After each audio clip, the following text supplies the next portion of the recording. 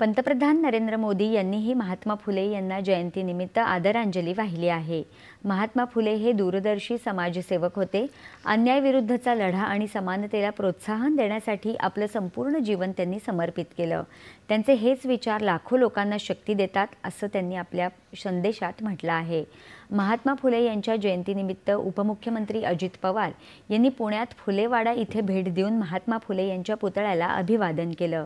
या ठिकाणी महात्मा फुले यांच्या स्मरणार्थ भव्य स्मारक उभारण्याचा निर्णय सरकारने घेतला असून त्यासाठी आवश्यक ती जागा इथल्या नागरिकांकडून घेतली जाईल, तसंच या नागरिकांचं योग्य प्रकारे पुनर्वसन केलं जाईल असं पवार यांनी यावेळी सांगितलं।